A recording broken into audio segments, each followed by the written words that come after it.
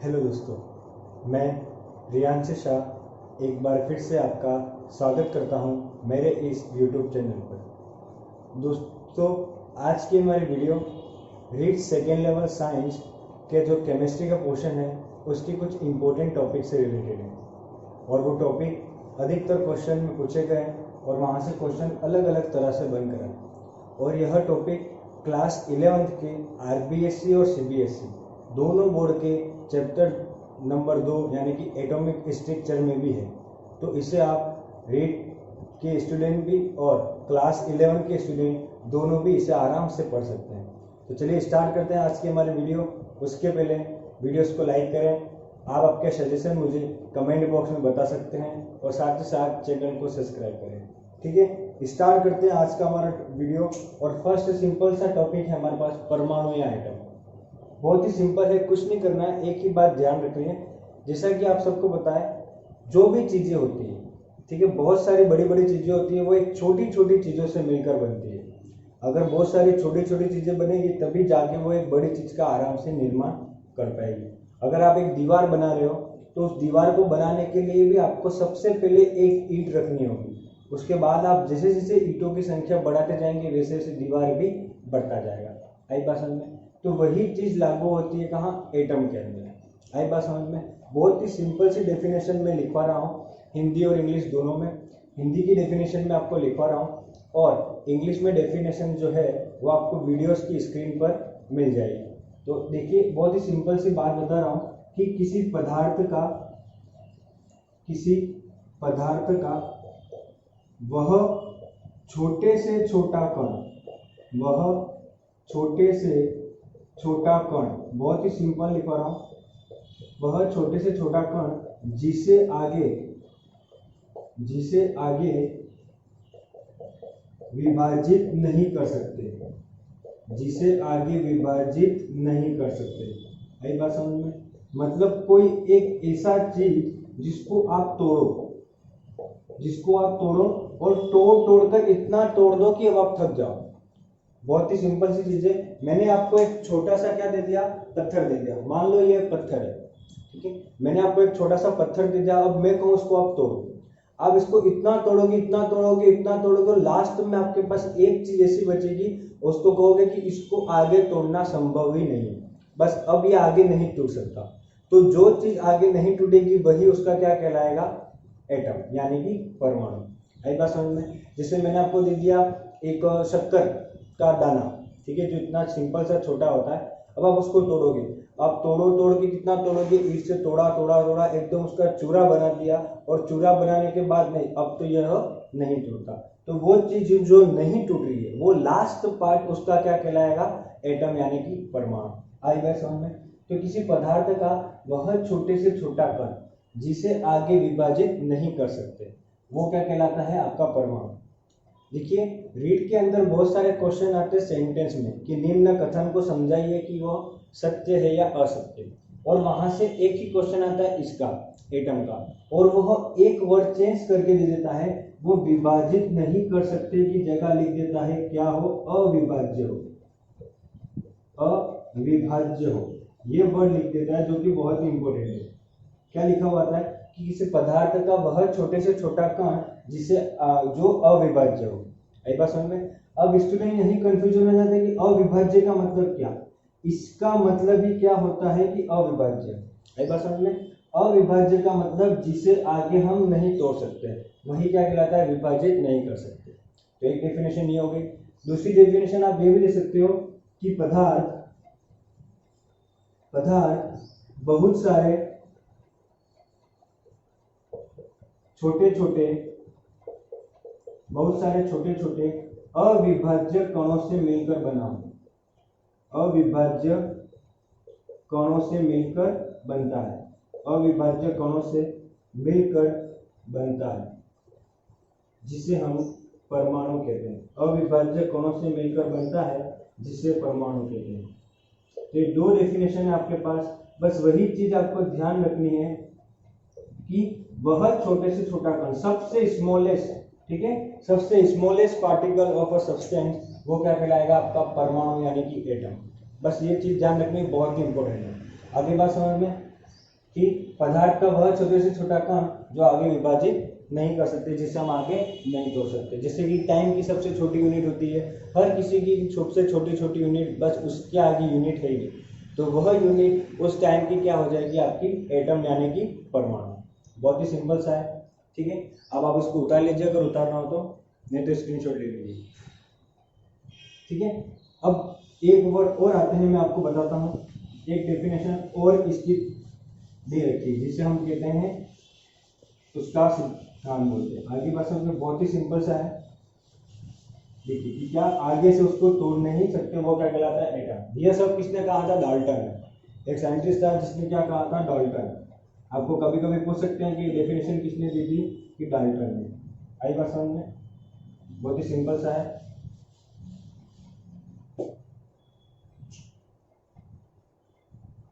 ठीक है। एक डेफिनेशन और दी थी कि क्या, किसी पदार्थ का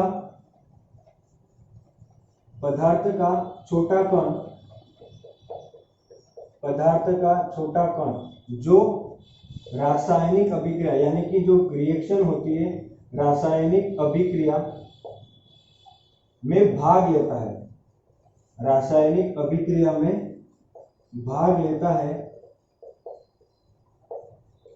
लेता है, लेकिन स्वतंत्र रूप से नहीं पाया जाता, लेकिन स्वतंत्र रूप से यानी कि मुक्त अवस्था में नहीं पाया जाता, ठीक है। यह भी क्या है, एक परमाणु की डेफिनेशन।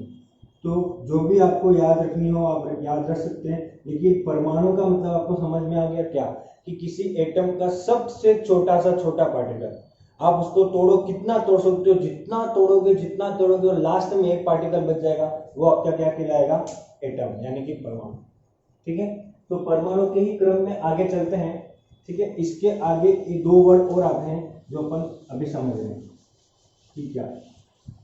एक वर्ड आता है तत्व, जिसे हम इंग्लिश में बोलते हैं एलिमेंट, और दूसरा वर्ड आता है यौगिक, जिसे हम इंग्लिश में बोलते हैं कंपाउंड। तो देखना, तत्व यानी कि एलिमेंट क्या कहलाते हैं, एक ही प्रकार के परमाणु से बने होते हैं। यह एक ही प्रकार के परमाणुओं से मिलकर बने होते हैं, एक ही प्रकार के परमाणु से मिलकर बने होते हैं। कौन, तत्व यानी कि एलिमेंट। आई बात समझ में, मिलकर बने होते हैं, वो क्या कहलाते हैं, आपके तत्व। बहुत ही सिंपल सा है कि एक ही प्रकार के परमाणु से मिलकर बने होते हैं तत्व। अब यानी कि इसका सबसे इजीएस्ट एग्जांपल होता है कि सोना और क्या, चांदी। बहुत ही सिंपल है, सोना और चांदी क्या होते हैं, एक ही प्रकार के परमाणु से मिलकर बने होते हैं, जो आपके क्या कहलाते हैं, एलिमेंट यानी कि तत्व। बहुत ही सिंपल सी डेफिनेशन है, ठीक है। और यौगिक क्या होते हैं, देखना, यौगिक होते हैं दो या दो से अधिक परमाणु रासायनिक क्रिया द्वारा, दो या दो से अधिक परमाणु रासायनिक क्रिया द्वारा परस्पर संयोग यानी कि क्या करना, जुड़कर, संयोग को अपन क्या बोलते हैं, जुड़ना, परस्पर संयोग करके या जुड़कर क्या करते हैं, यौगिक का निर्माण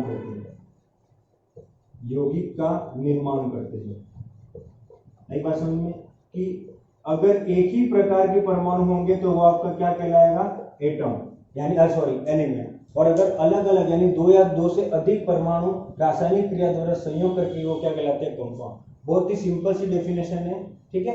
अब यहां से एक क्वेश्चन और रीड में पूछा जाता है, ठीक है, यहां से एक क्वेश्चन रीड में और पूछा देखना। अब एक बात सिंपल सी ध्यान रखना कि एक ही प्रकार के परमाणु से मिलकर बने, ठीक है, मतलब एक ही प्रकार के हो, दो इंसान हैं, ठीक है, अपन कह सकते हैं दो दोस्त हैं, ए और बी क्या है, दो फ्रेंड है, दो दोस्त है। अब वो कह सकते हैं अपन एक ही प्रकार के क्यों है, ये पढ़ने में भी इंटेलिजेंट है दोनों, ये दोनों घूमने में भी इंटेलिजेंट है, ये दोनों हर काम में परफेक्ट है, ये दोनों हर चीज में क्या है, सेम है, जैसा जैसा ए है वैसा ही वैसा क्या है, बी। तो अपन बोल सकते हैं कि ये दोनों क्या है, एक ही प्रकार के। तो यहाँ पर भी ये कि एलिमेंट जो होते हैं वो एक प्रकार से मिलकर बने होते हैं, तो इनके गुणों में यानी कि इनकी प्रॉपर्टीज में भी क्या पाई जाती है, समानता। गुणों में क्या पाई जाती है, समानता, सिमिलैरिटी इन प्रॉपर्टी। आई बात समझ में? जैसे कि अपन बोल देते हैं रंग, या उसका बोल देते हैं आकार, और ऐसे बहुत सारी क्या होगी, आदि आदि, यानी कि एक्सेट्रा। ठीक है। सोना और चांदी गुणों में क्या पाई जाती है, समानता। किसके अंदर, एक ही प्रकार के परमाणु से मिलकर बने। अब अलग अलग परमाणु से मिलकर बने होते हैं तो उसमें क्या पाई जाएगी, गुणों में भिन्नता। तो यहाँ से क्वेश्चन आता है कि एक ही प्रकार के गुणों में बनी हुई जो तत्व होते हैं, परमाणु होते हैं, उसमें क्या होती है, गुणों में समानता पाई जाती है। तो यह कथन सत्य है। विभिन्न परमाणुओं से मिलकर बनने वाले में क्या होता है, गुणों में भिन्नता पाई जाती है। यह कथन भी क्या है, सत्य है। एक ही प्रकार के परमाणु से मिलकर बनने में गुणों में भिन्नता पाई जाती है, यह क्या है, असत्य। ऐसे सत्य और असत्य के बेस पे भी क्या होते हैं, क्वेश्चन बन के आ सकते हैं। ठीक है। तो सबसे पहले अपन ने पढ़ा परमाणु कि किसी पदार्थ का वह छोटे से छोटा कण जिसको आगे विभाजित नहीं कर सकते, जो क्या हो, अविभाज्य हो, वो क्या कहलाता है, आपका परमाणु।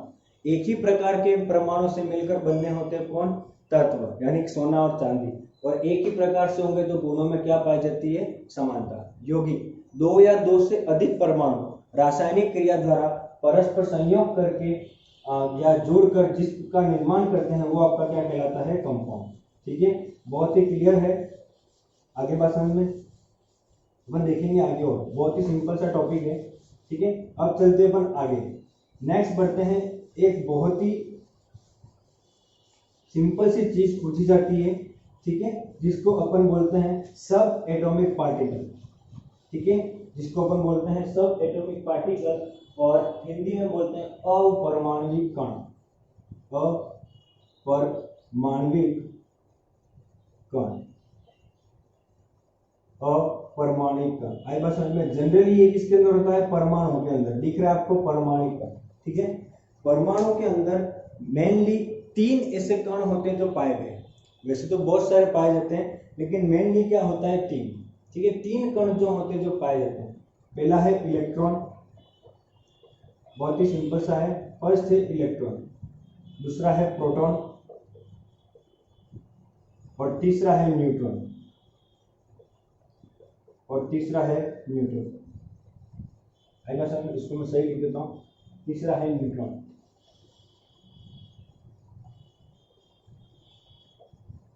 हिंदी में भी वही नाम है, इंग्लिश में भी वही नाम है। ठीक है, अब देखना डिनोट।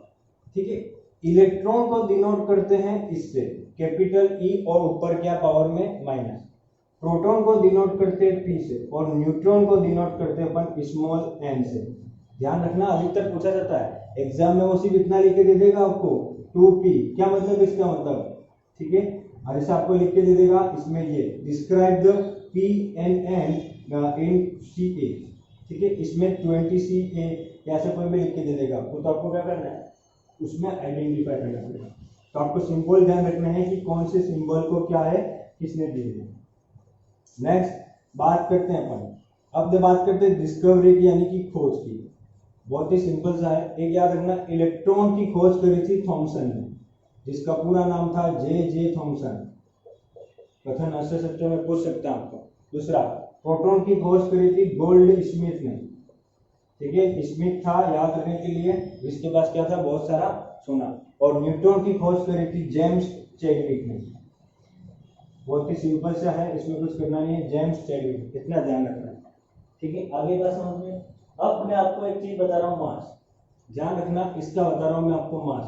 अब यहां से एक बार क्वेश्चन आया हुआ है, यहां से एक बार क्वेश्चन आया हुआ है। कैसे आया हुआ है मैं आपको बताता हूँ। सबसे पहले तो आप इन सबका मास लिख लीजिए, उसके बाद आपको बदलना है। ठीक है, न्यूट्रॉन का मास होता है 9.11 इंटू 10 की पावर माइनस 31 kg। 9.11 इंटू 10 की power minus 31 kg। Okay, next, इसका मास होता है 1.67 इंटू 10 की पावर माइनस 27 kg। आई बात समझ में? और न्यूट्रॉन का भी मास सेम होता है 1.67 इंटू 10 की पावर माइनस 27 kg। आई बात समझ में? ठीक है, अब देखना, यहां से रीड के अंदर एक क्वेश्चन आया हुआ है। उसने क्वेश्चन क्या दिया था कि इलेक्ट्रॉन का मास होता है क्या, उसने क्वेश्चन दिया था इलेक्ट्रॉन का मास होता है, ठीक है, देखना। तो ए ऑप्शन दिया था उसमें 0, मतलब कुछ भी नहीं होता। बी ऑप्शन दिया था उसने 9.11 10 की पावर -31 ये ग्राम, और सी में दिया था 9.11 -10 की पावर 31 केजी, और फोर्थ ऑप्शन दिया था नन ऑफ दिस। ठीक है, बहुत सारे मॉडल पेपर में भी आपको मिलेगा, देखना। अब बच्चों को सिर्फ इतना ही ध्यान रखता है 10 की पावर -31, इतना ही ध्यान रखते हैं, और वो क्या कर देते हैं, इस पर क्या कर देते हैं, करेक्ट कर देते हैं ये। लेकिन वह गलत है। क्यों गलत है? क्योंकि यह जो -31 है वो किसमें है, किलोग्राम में, और यहाँ पर -31 आपको किसमें दे रखा है, ग्राम में। तो यूनिट का फर्क होता है। क्लियर? अगर हाँ आपको यहाँ पर लिखा हुआ आता है 9.11 × 10 की पावर -27 ग्राम, तो ये आपका आंसर क्या होता, करेक्ट। लेकिन नहीं, ऑप्शन में आपको ये दिया था, और बच्चे क्या करते हैं कि जल्दी से 10 की पावर -31 करके क्लिक कर देते हैं।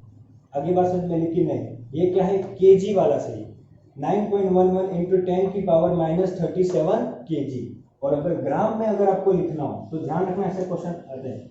ग्राम में अगर आपको लिखना हो तो ग्राम में मैं बता देता हूँ 9.11 × 10 की पावर -27 ग्राम। है बात समझ में, -10 की पावर 27 ग्राम। तो ये होता है उसका मास, यानी कि द्रव्यमान भी जिसको आप बोल सकते हो, वेट भी बोल सकते हो, फोर्स मैंने आपको बता दी। नेक्स्ट बात करते हैं अपन इसके चार्ज की, यानी कि आवेश की। ठीक है, चार्ज यानी कि आवेश, इसके ऊपर चार्ज क्या होता है, आवेश क्या होता है। बहुत ही सिंपल सा है, सबका चार्ज सेम है, कुछ नहीं करना है, देखना कैसे। एक ही चीज याद रखनी है, 1.67 × 10 की पावर -19। क्लियर? यहाँ पर भी 1.67 × 10 की पावर -19, और ये जो न्यूट्रल होता है इसलिए क्या होता है, कोई चार्ज नहीं होता है, डैश। अब देखना, इलेक्ट्रॉन को देख, इलेक्ट्रॉन की पावर क्या है, माइनस, तो इसके आगे क्या आ जाएगा, माइनस। प्रोटॉन की क्या है, प्लस, तो ये क्या आ जाएगा, प्लस। बस ये चीज ध्यान रखनी है, ठीक है। क्यों? क्योंकि इलेक्ट्रॉन पर नेगेटिव चार्ज होता है, प्रोटॉन पर पॉजिटिव चार्ज होता है, और इस पर कोई भी चार्ज नहीं होता, क्योंकि वो न्यूट्रल यानी कि क्या रहता है, उदासीन। लिख देता हूं मैं, वो न्यूट्रल यानी कि क्या रहता है, उदासीन। तो यहाँ से आपको बहुत सारे क्वेश्चन बन सकते हैं, जैसे कि मैंने आपको बता दिया, ऑप्शन में देगा वो कि निम्न का वेट, निम्न का चार्ज, कथन सत्य असत्य बताइए।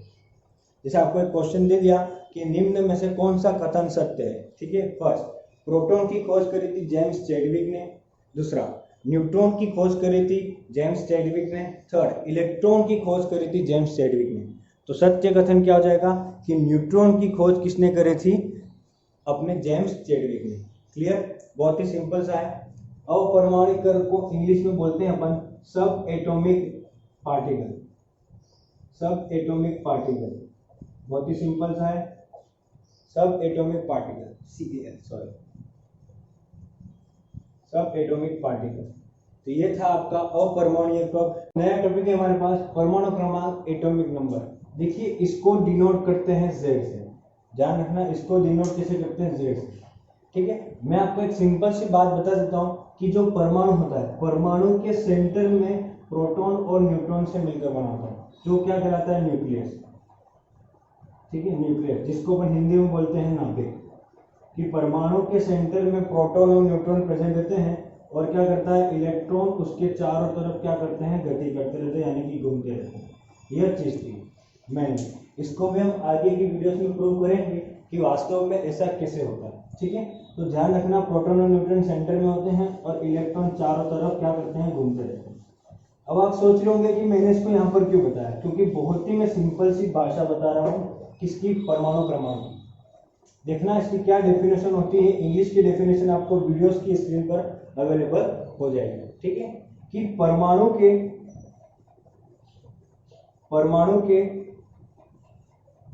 नाभिक में उपस्थित, परमाणु के नाभिक में उपस्थित, परमाणु के नाभिक में उपस्थित प्रोटॉन की संख्या, किसकी, प्रोटॉन की संख्या। ध्यान से सुनना, बहुत ही इंपॉर्टेंट है, आगे न्यूमेरिकल भी आएंगे। ठीक है, प्रोटॉन की संख्या ही आपकी क्या कहलाती है, परमाणु क्रमांक। आगे बात समझ में, प्रोटॉन की संख्या ही आपकी क्या कहलाती है, परमाणु क्रमांक। अब मान लो कि जैसे किसी यानी कि अपन लिख सकते हैं Z बराबर P। Z क्या है यहाँ पर एटॉमिक नंबर यानी कि परमाणु क्रमांक, और P क्या है यहाँ पर प्रोटॉन। ठीक है, P क्या है आपके पास प्रोटॉन। बहुत ही सिंपल सी भाषा है कि किसी भी परमाणु के नाभिक में जितने प्रोटॉन होंगे उतने के उतने क्या होगा एटॉमिक नंबर यानी कि परमाणु क्रमांक। बहुत ही सिंपल सा है। अब जैसे अपन ने लिख दिया 11N, आपको पता है कि सोडियम का परमाणु क्रमांक कितना होता है 11, तो उसके अंदर भी क्या होगा प्रोटॉन की संख्या 11 होगी। क्लियर, परमाणु में उपस्थित प्रोटॉन की संख्या ही आपका क्या कहलाती है परमाणु क्रमांक। बहुत ही सिंपल है, जिससे डिनोट करते हैं Z से। हम आगे इसके न्यूमेरिकल भी देखेंगे कि किस टाइप के कैसे न्यूमेरिकल आते हैं। ओके ठीक है दोस्तों, अब आगे का हमारा टॉपिक है परमाणु द्रव्यमान यानी कि एटॉमिक मास। इसको अपन डिनोट करते हैं किससे A से, ये भी ध्यान रखना। ठीक है, तो मैंने आपको बताया था अभी कि परमाणु के सेंटर में प्रोटॉन और न्यूट्रॉन होते हैं जो क्या कहलाते हैं न्यूक्लियस। ठीक है, और वहां पर अब यहाँ पर देखना प्रोटॉन की संख्या प्लस न्यूट्रॉन की संख्या। बहुत ही सिंपल सी लैंग्वेज में बता रहा हूं, प्रोटॉन की संख्या प्लस न्यूट्रॉन की संख्या बराबर क्या हो जाएगा आपका द्रव्यमान संख्या। किसकी परमाणु द्रव्यमान यानी। ठीक है, जिसको अपन किससे डिनोट करते हैं, तो अपन लिख सकते हैं A बराबर P प्लस N। ठीक है, अपन को पता है कि A बराबर P प्लस N, वही लिखा है परमाणु द्रव्यमान यानी क्या होता है प्रोटॉन प्लस न्यूट्रॉन, यानी कि भार भी अपन बोल सकते हैं, जो भी आप बोलना चाहो। अब अभी अपन ने देखा था कि प्रोटॉन की संख्या किसके बराबर होती है परमाणु क्रमांक के, तो अपन लिख सकते हैं A बराबर Z प्लस N। आई बात समझ में। परमाणु द्रव्यमान प्रोटॉन और न्यूट्रॉन की संख्या के योग के बराबर होता है, और अभी अपन देखा था कि प्रोटॉन किसके बराबर होता है एटॉमिक नंबर के यानी कि परमाणु क्रमांक के। तो अपन लिख सकते हैं A बराबर Z प्लस N। ठीक है, तो ये था परमाणु द्रव्यमान। अब देखो इसकी डेफिनेशन तो आती है, लेकिन साथ में इसके न्यूमेरिकल बनते हैं। क्या बनते हैं न्यूमेरिकल, जिसको अपन बोलते हैं डायरेक्ट क्वेश्चन जो देता है आपको कि निम्न में से क्या है, इसको कैसे आइडेंटिफाई करते हैं, तो वो देखते हैं। अब अपन न्यूमेरिकल कि अगर संख्या वाले जो क्वेश्चन है नहीं, क्या डेफिनेशन तो आप याद कर लोगे अगर आपको डेफिनेशन का कथन आ जाएगा, लेकिन कभी कभी क्या होता है वो कंफ्यूजन कर देता है कि उसके न्यूमेरिकल में क्या करना है निकालें। देखिए मैं आपको एक सिंपल सी भाषा बता देता हूँ क्या है क्या नहीं। ठीक है, आपको एक आराम सा वर्ड दिया हुआ आएगा, जैसे अपन ने लिख दिया यहाँ पर 6C14 दिख रहा है आपको क्या 6C14। कभी कभी वो ऐसा दिया हुआ आता है पावर की पावर में पावर, मैथ वाले समझ रहे होंगे पावर की पावर में पावर, या फिर वो आपको ऐसा भी दिया हुआ आता है 6C14 ऐसे टेढ़े। आगे बात समझ में देखना, मैं आपको एक बहुत ही अच्छी चीज बताता हूँ, आपको आराम से सब न्यूमेरिकल क्लियर हो जाएंगे। जो नीचे लिखा हुआ होता है ना नीचे, ये आपका कहलाता है क्या परमाणु क्रमांक। क्या कहलाता है आपका परमाणु क्रमांक, जिससे आप किसको डिनोट करते हैं यहाँ पर Z से। अभी अपन देखा किससे डिनोट करते हैं अपन Z से, इंग्लिश में बोलते हैं तो क्या एटॉमिक नंबर। आगे बात समझ में। और ऊपर जो लिखा हुआ होता है ये आपका कहलाता है क्या परमाणु भार या परमाणु द्रव्यमान, जो भी अपन ने देखा था। परमाणु द्रव्यमान या परमाणु भार जो भी आप बोल सकते हो, जनरल भाषा में ये बोलते हैं, बाकी अलग हो, जिसको अपन किससे डिनोट करते हैं A से। आगे भाषा में तो अपन इसको लिख सकते हैं, और बीच वाला तो आपको क्या कहलाता है कोई भी एलिमेंट। आगे भाषा में पीरियोडिक टेबल यानी आवर्त सारणी में जो भी होते हैं वो। अब कार्बन भी आ सकता है यहाँ पर, आपको नाइट्रोजन दे सकता है, क्लोरीन भी दे सकता है, जो भी दे सकता है। तो बस आपको इतना ध्यान रखना है कि इसमें क्या निकाल एटॉमिक नंबर और ये होता है। मतलब अपन लिख सकते हैं इसको Z, और यहाँ पर मैंने एलिमेंट को नाम दे दिया H, और यहाँ पर लिख दिया मैंने A। Z X है परमाणु क्रमांक, वो एलिमेंट का नाम, और यानी कि उसका भार। आगे बात समझ में। ठीक है, अब देखो क्वेश्चन कैसे आता है। ठीक है, क्वेश्चन इस टाइप से आता है कि 6C14 में, मैं क्वेश्चन लिख रहा हूं यहाँ पर। ठीक है, 6C14 में प्रोटॉन व न्यूट्रॉन, क्या प्रोटॉन व न्यूट्रॉन की संख्या ज्ञात करो। 6C14 में प्रोटॉन और न्यूट्रॉन की संख्या क्या करो, ज्ञात करो। बहुत ही सिंपल सा क्वेश्चन है, अभी 1 सेकेंड में हो रहा है। 6 से 14 में क्या करना है, प्रोटॉन और न्यूट्रॉन की संख्या ज्ञात करनी है। ठीक है, अब ये तो क्या है आपका परमाणु क्रमांक यानी कि Z। ठीक है, इसी को देख के चल रहे हैं परमाणु क्रमांक। अब अपन ने कहा था कि जितना परमाणु क्रमांक होता है उतने क्या होते हैं, प्रोटॉन। आगे बात समझ में, तो इसके अंदर प्रोटॉन कितना हो जाएगा, 6, क्योंकि अपन ने अभी पढ़ा कि प्रोटॉन की संख्या बराबर किसके बराबर होती है, क्या पढ़ा अपन ने, एटॉमिक नंबर की। अरे परमाणु क्रमांक की डेफिनेशन में पढ़ा ना कि प्रोटॉन की संख्या ही क्या कहलाती है, परमाणु क्रमांक। P बराबर Z, तो लिख दिया। अब एक चीज और अपन ने पढ़ी कि भार बराबर क्या होता है, प्रोटॉन प्लस न्यूट्रॉन। अभी अपन ने देखा भार बराबर क्या होता है, प्रोटॉन और न्यूट्रॉन। और 6 से 14 में ऊपर वाली चीज क्या कहलाती है, आपका भार या द्रव्यमान, जिसको अपन बोलते हैं मास, वही चीज थी। तो 14 प्लस प्रोटॉन कितना दे रखा है, 14 बराबर 6 प्लस n। अब आपको क्या निकालना है, न्यूट्रॉन। तो क्या करोगे, n बराबर 14 माइनस 6, तो n बराबर कितना आ जाएगा इसमें, 8। तो 6 से 14 में प्रोटॉन की संख्या कितनी है, 6, और न्यूट्रॉन की संख्या कितनी है, 8। इस प्रकार से आपका न्यूमेरिकल देता है। आगे बात समझ में, इस प्रकार से आपका एक न्यूमेरिकल बना के देगा। क्लियर, बहुत ही सिंपल है, कुछ करने की जरूरत नहीं, आपको आराम से आ गया होगा। ठीक है, तो ये है आपका परमाणु क्रमांक। आराम से लिखिएगा, नहीं आए तो आप आपके सजेशन मुझे कमेंट बॉक्स में बता सकते हैं। ठीक है, तो मैं आपके लिए यहाँ पर एक क्वेश्चन छोड़ रहा हूँ, जिसका आंसर आप मुझे कमेंट बॉक्स में क्या करें, टाइप करके बताएं। ठीक है, मैं यहाँ पर एक क्वेश्चन, ठीक है दोस्तों, तो ये आपके लिए एक होमवर्क है कि 35 Br 80 में प्रोटॉन व न्यूट्रॉन की संख्या है। ऑप्शन ए दे रखा है आपके पास 45 35, ऑप्शन बी दे रखा है आपके पास 0 80, और ऑप्शन सी दे रखा है 35 और 45, और ऑप्शन डी दे रखा है 35 और 80। आप आपका आंसर मुझे कमेंट बॉक्स में बताते रहें, और साथ ही साथ आप ये भी बताएं कि आपको वीडियोस कैसी लग रही है। आपका लाइक्स और आपके सजेशन ही मुझे मोटिवेट करेंगे कि मैं और आगे वीडियोस बना सकूं। तो तब तक के लिए घर पर रहें, स्टे होम, स्टे सेफ। धन्यवाद।